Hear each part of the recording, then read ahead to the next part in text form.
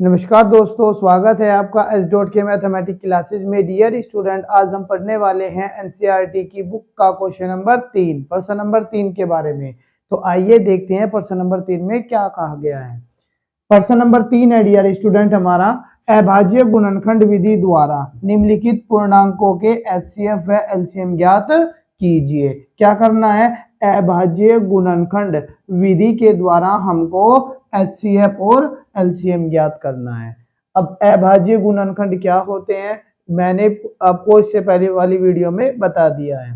तो आपके dear student प्रश्न नंबर 3 में 3 पार्ट हैं, कोई 2 पार्ट में सोल्व कर देता हूं, एक पार्ट आप खुद कर लेना। ओके, तो डियर स्टूडेंट शुरू करते हैं फर्स्ट पार्ट।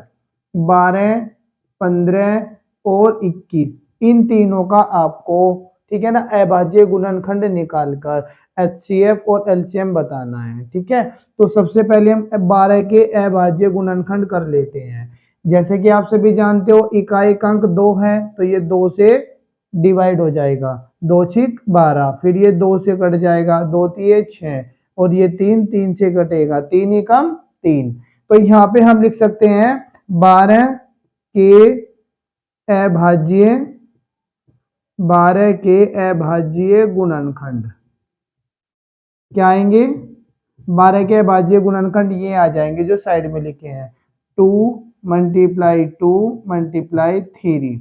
ओके, अब हमारा जो सेकंड नंबर है 15, इट मीन्स 15, इसके हम फैक्टर करते हैं।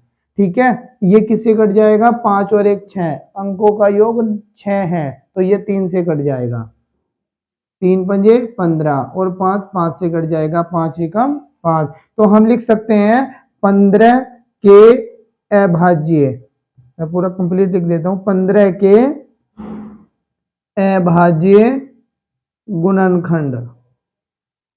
15 के अभाज्य गुणनखंड बताइए कितने आएंगे? 3 और 5, यानी कि 3 × 5।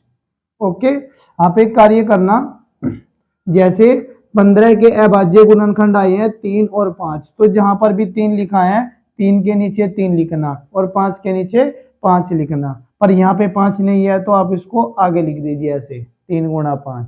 ओके, अब हम निकालेंगे हमारा जो तीसरा नंबर है 21 के अभाज्य गुणनखंड। 1 और 2 3, तो अंकों का योग 3 है जो 3 के टेबल में आता है। ठीक है, तो ये 3 से कट जाएगा, 3 सते 21 और 7 से कट जाएगा, 7 एकम 7। तो हम लिख सकते हैं 21 के अभाज्य गुणनखंड कौन कौन से आएंगे डियर स्टूडेंट? 3 और 7। सेम कंडीशन इसमें भी फॉलो करनी है, जैसे 3 और 7 आई है तो 3 के नीचे 3 लिखना, गुणा, है ना, और 7 है, 7 कहीं भी नहीं लिखा है। ठीक है, तो इस 7 को अलग लिख देंगे ऐसे 7।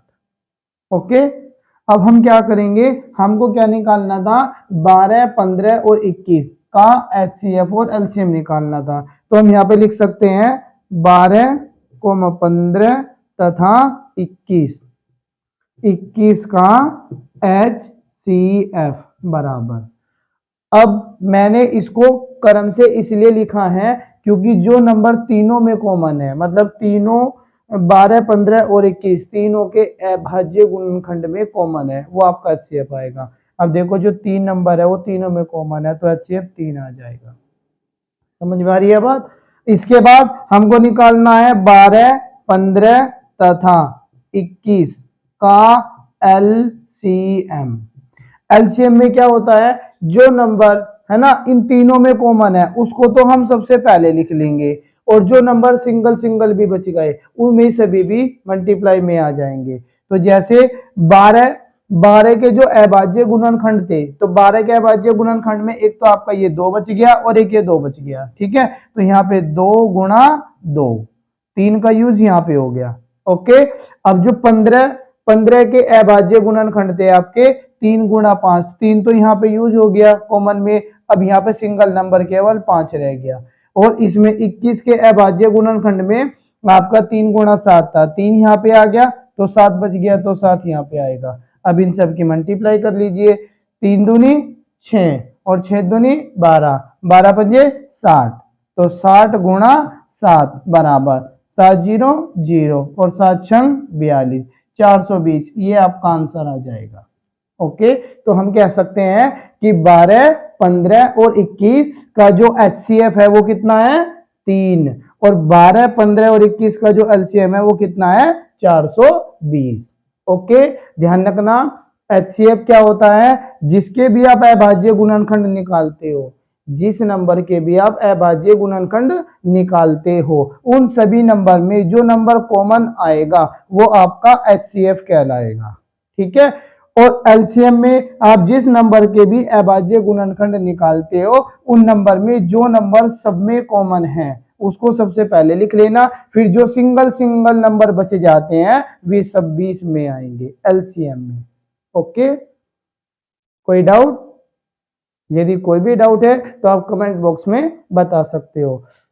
इस क्वेश्चन को नोट कर लीजिए। ठीक है, अब हम क्वेश्चन इसका सेकंड पार्ट सोल्व करते हैं। ओके, सेकंड पार्ट सोल्व करेंगे।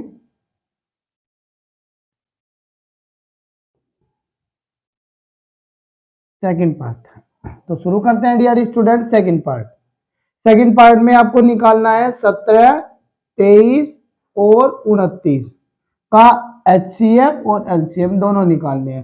तो हम क्या करेंगे, सबसे पहले 17 के अभाज्य गुणनखंड निकालेंगे। अब आप सभी को पता है कि जो 17 है वो एक अभाज्य संख्या ही है, प्राइम नंबर है, क्योंकि जो 17 है वो केवल 17 से ही डिवाइड हो जाएगा। समझ में आई है बात?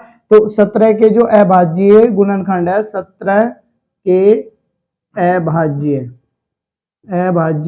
गुणनखंड, ठीक है, हो जाएगा आपका 1 गुणा 17।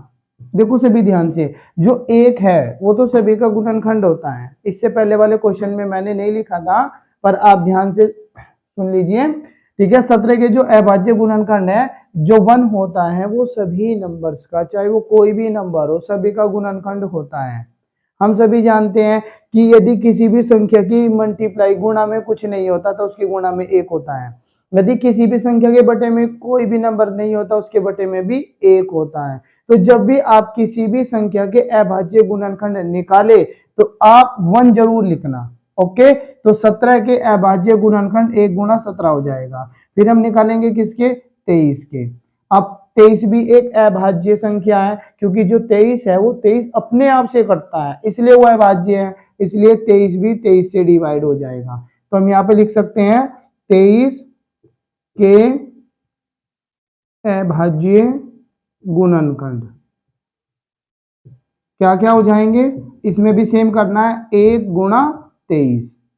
ओके, अब जो तीसरा नंबर है आपका 29, 29, तो 29 के फैक्टर करते हैं। 29 भी एक अभाज्य संख्या है, क्योंकि 29 भी 29 से डिवाइड होती है, तो हम इसको 29 से ही डिवाइड कर लेंगे।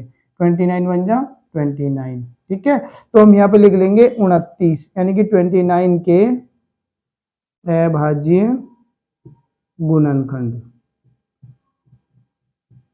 ठीक है, अभाज्य गुणनखंड बराबर ये हो जाएगा 1 गुणा 29। ओके, अब हमको क्या करना है, 17, 23 और 29 इन तीनों का HCF और LCM निकालना है। तो सबसे पहले हम 17, 23 तथा 29 का HCF निकाल लेते हैं। तो जैसे मैंने इससे पहले वाले क्वेश्चन में भी बताया कि जो HCF होता है, HCF वह होता है जो इन तीनों फैक्टर में कॉमन है। कॉमन का मतलब जो तीनों में आया, जैसे 1 1 1 तीनों में है तो 1 आ जाएगा, और कोई नंबर नहीं आया तो HCF 1 हो जाएगा। हम कह सकते हैं कि 17, 23 और 29 का जो HCF है वो 1 है।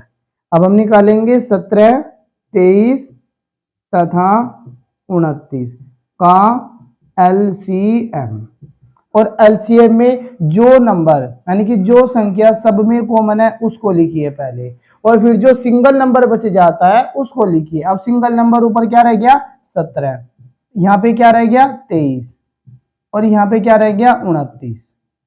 ओके, अब आप इन सब की गुणा कर लीजिए। ठीक है, 17 की गुणा 23 में कीजिए, 17 एकम तो 17 हो जाएगा, तो 17 की गुणा 23 में करिए, 17 तिये 51, हासिल 5 लग जाएंगे आपके, 5 कैरी लग जाएगा, और 17 दूनी 34, 34 और 5 39, 39, और मल्टीप्लाई कितना 29, तो 391 और 29 की मल्टीप्लाई करके जो आंसर आएगा वो आपका एलसीएम आएगा। तो हम मल्टीप्लाई कर लेते हैं यहाँ पे, 391 की गुणा 29 में करनी है। ओके, 9 1 जा 9, 9 9 जा 81, 9 9 81, कैरी कितना 8 लग जाएगा, और 9 3 27, 28 29 30, और 5 35, मल्टीप्लाई 2 एकम 2 और 2 नम 18, है ना, कैरी 1 हो जाएगा, 2 3 6 और 1 7, 9 2 और 1 3, 5 और 8 13, हासिल 1 लग जाएगा, है ना, 1 3 4 और 7 11, यानी कि 11,339, ये आपका एलसीएम आ जाएगा। किस किस नंबर का? 17 का, 23 का और 29। 17 23 29 का जो एलसीएम है वो 11,339 है, और 17 23 29 का जो एचसीएफ है वो 1 है। फिर रिपीट करता हूं एवरीबॉडी, जो एचसीएफ होता है वह कॉमन नंबर होता है, जो सभी अभाज्य गुणनखंडों में कॉमन आता है वो हमारा एचसीएफ होता है। और एलसीएम क्या होता है? एलसीएम जो नंबर सब में कॉमन है उसको लिखेंगे सबसे पहले, इसके अलावा जो नंबर आपका सिंगल सिंगल भी रह गया या डबल रह गया उसको भी हम लिखते हैं, वो एलसीएम में आता है। ओके, यदि ये वीडियो अच्छी लगे तो चैनल को सब्सक्राइब और लाइक जरूर कर देना। Okay, thanks everybody.